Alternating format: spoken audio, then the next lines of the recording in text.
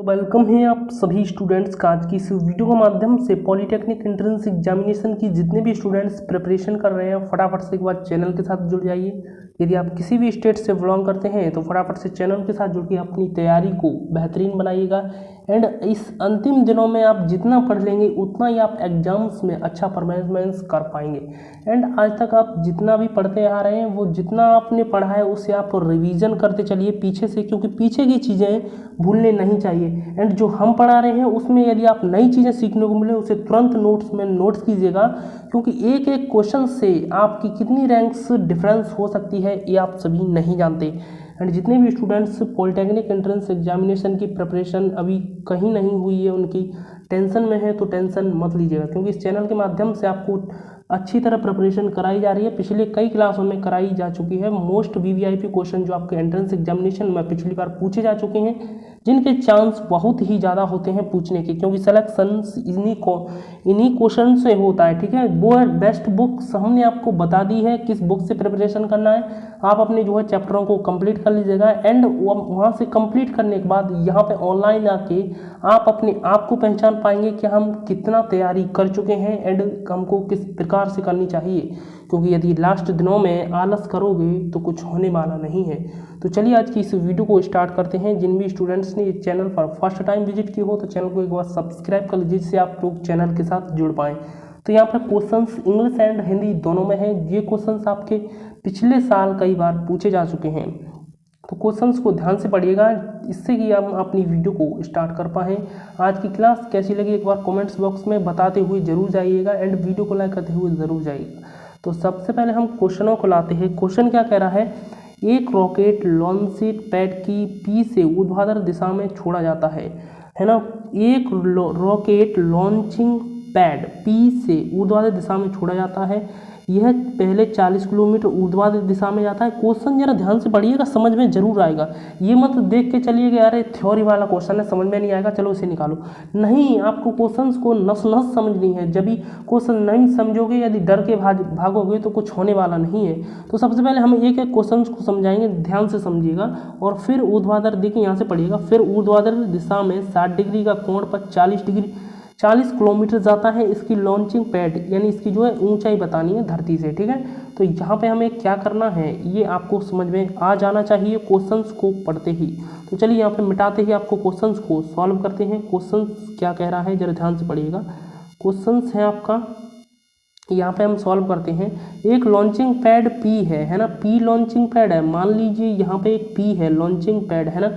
यहाँ से ऊर्ध्वाधर दिशा क्या होती है, ऊपर की ओर, यानी खड़ा हुआ ऊपर, यानी सीधा खम्बा जैसा। ठीक है, यानी ये पहले 40 किलोमीटर ऊर्ध्वाधर दिशा में जाता है। तो मान लीजिए 40 किलोमीटर क्या है ऊर्ध्वाधर दिशा में, तो 40 किलोमीटर हमने लिख दिया। एंड यहाँ से क्या कह रहा है, और फिर ऊर्ध्वाधर दिशा से, यानी ऊर्ध्वाधर जो दिशा है, यहाँ से देखिए ये ऊर्ध्वाधर दिशा है, यहाँ से यहाँ तक ये 40 किलोमीटर चल लिया। अभी यहाँ इसके बाद इसने क्या किया कि 60 डिग्री के कोण पर, ऊर्ध्वाधर दिशा से 60 डिग्री के कोण पर 40 किलोमीटर चला। तो यहाँ तक ये इतना चला या ऊर्ध्वाधर दिशा ऐसी तो खड़ी ये वाली। ठीक है, अब यहाँ से जो है ये 60 डिग्री के कोण पर इधर चला गया। क्या कहा उसने, 60 डिग्री के कोण पर 40 किलोमीटर इधर चला गया, है ना। ये 40 किलोमीटर है तो इधर चला गया। उसने पूछा है लॉन्चिंग पैड की ऊंचाई पूछी है। ठीक है ना, तो यहाँ पे हम किस प्रकार से सॉल्व करेंगे, यहाँ से देखिए ये इसका धरातल है ना, और लॉन्चिंग पैड यहाँ से चलते हुए यहाँ तक पहुँच गया। तो धरातल से जो इसकी ऊंचाई होगी वो इतना हो जाएगी। ठीक है, ये वाली। अब यहाँ से हमें क्या करना है जरा ध्यान दीजिएगा, हमें ये ऊंचाई ज्ञात करनी है। इस आधार को यहाँ पे मिला दीजिएगा। देखिए ये 40 किलोमीटर है तो ये भी 40 किलोमीटर होगा। चित्र के अनुसार समझिएगा, चित्र किस प्रकार से बनाया है क्वेश्चन के अकॉर्डिंग। चित्र को समझ जाओगे तो क्वेश्चन आपसे नहीं अटकेगा। तो ये 40 किलोमीटर है। यदि हम ये वाली मान लीजिए x है, ये वाली ऊंचाई यहाँ से यहाँ तक, यदि हम ये वाली पता कर लेते तो हमको ये वाली पूरी पता हो जाएगी। 40 + x, ये पूरे लॉन्चिंग पैड की ऊंचाई निकल आएगी। तो यहाँ पे हमने ये x मान लिया। एंड यहाँ से हम क्या करेंगे जरा ध्यान दीजिएगा, यहाँ से हमें x निकालना है। तो हम क्या करेंगे, ये कितना 60 डिग्री का कोण बना रहा है यहाँ पे, ये देखिए पूरा 60 डिग्री है। जरा यहाँ समझने की कोशिश कीजिए, ये लॉन्चिंग पैड है ये वाला, ये 60 डिग्री का कोण बना रहा है यहाँ पर। ठीक है, ये 60 डिग्री का कोण बना रहा है तो ये कितने का बनाएगा, ये 30 डिग्री का बनाएगा इस वाला एंगल। ठीक है, क्योंकि पूरा एंगल जो है 90 का होता है। ज़रा समझ लीजिए, चित्र थोड़ा सही से नहीं बन पा रहा है। तो यहाँ से हम क्या करेंगे, ये लंब है, ये करण है, 40 किलोमीटर करण है, लंब है यहाँ पे x। तो लंब बट्टे करण में क्या रिलेशन होता है, साइन में, ठीक है। तो यहाँ पे साइन थीटा यानी साइन 30 डिग्री बराबर क्या हो जाएगा, लंब कितना है x बट्टे करण कितना है 40 किलोमीटर। तो यहाँ पे साइन 30 की वैल्यू होती है 1/2 एंड x/40। तो 40 यहाँ पे हम लिख लेते हैं, है ना। तो अब नीचे से ये कट जाएगा 20 बार में, है ना, 20 बार में इससे ये कट जाएगा। तो यहाँ से x की वैल्यू आ जाएगी आपकी 20, यानी कि 20 किलोमीटर। लेकिन हमसे पूछा लॉन्चिंग पैड की ऊंचाई, तो ये वाली ऊंचाई कब निकलेगी, ये 40 यहाँ से यहाँ तक एंड यहाँ से यहाँ तक। तो x का मान हो गया 20 और ये 40 हो गया, तो पूरी यहाँ से यहाँ तक निकल के आ जाएगी 20 + 40 यानी कि x + 40, है ना। ये पूरी लॉन्चिंग पैड की ऊंचाई, तो 20 + 40 60 हो गया, यानी कि B is the right option this question. इस क्वेश्चन का बी ऑप्शन आपका बिल्कुल करेक्ट हो जाएगा। आई होप आप इस क्वेश्चन को समझ गए होंगे। सो नेक्स्ट क्वेश्चन है आप सभी की स्क्रीन पर, क्वेश्चन एग्जाम से वेरी वेरी इंपॉर्टेंट। यदि आप इन्हें छोड़ देते हैं तो आप कई गुना स्टूडेंट से पीछे चले जाएंगे। एंड सिलेक्शन कैसे होगा, देखिए क्वेश्चंस को जब तक समझोगे नहीं, जब तक नहीं आप सोचें कि 1-2 क्वेश्चंस कर लें, उससे कुछ होने वाला नहीं है। बहुत सारे आपको यूट्यूब पर बहुत सारे लोग पढ़ाते हैं, वो सरल क्वेश्चन कराते हैं एंड आपको भड़काते हैं। आप सही जगह जुड़िए, सही जगह पढ़िए, ये मेरी बात ध्यान रख लीजिएगा। तो देखिए इस क्वेश्चंस को आप समझने का प्रयास कीजिएगा। क्वेश्चंस ये आप 10th में जरूर पढ़े होंगे। एक रेखा जिसका समीकरण है इतना एंड x अक्ष से बिंदु A पर काटती है, तो बिंदु A के निर्देशांक। तो देखिए एक रेखा का ये समीकरण दे रखा है, x अक्ष को, है ना, x अक्ष को बिंदु A पर काटती है। तो x अक्ष पर क्या होता है, x अक्ष पर यहाँ पे हम लिख देते हैं x अक्ष पर होता है y = 0, है ना। एंड y अक्ष पे क्या होता है, जरा ध्यान दीजिएगा, y अक्ष पर x = 0 होता है, जरा ध्यान दीजिए, ठीक है। अब यहाँ से हम कैसे सॉल्व करेंगे, इसने बोला है x अक्ष को A पर काटती, तो x अक्ष पर y = 0 हम इसमें रख देंगे इस वाले समीकरण में। तो हमें x की वैल्यू क्या मिल जाएगी, x की वैल्यू मिल जाएगी। जब y बराबर यहाँ पे 0 रखेंगे, तो इस वाले समीकरण में y = 0 रखिएगा तो क्या आ जाएगा, यहाँ पे ये वाला सिस्टम 0 हो जाएगा एंड यहाँ पे बचेगा 4x।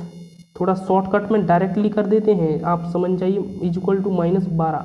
तो x की वैल्यू हो जाएगा -3, है ना। x की वैल्यू -3 निकल के आ गया, यहाँ पे आप समझ सकते हैं। तो यहाँ से x की वैल्यू -3, ठीक है। तो यहाँ पे -3 निकल आ गया एंड x कितना था, x अक्ष पर y = 0 था, तो निर्देशांक क्या होंगे x, y। x की वैल्यू है -3, y की वैल्यू थी यहाँ पे 0, है ना। x अक्ष पर बोले तो y = 0 होता है, आप ध्यान रखिएगा, -3, 0।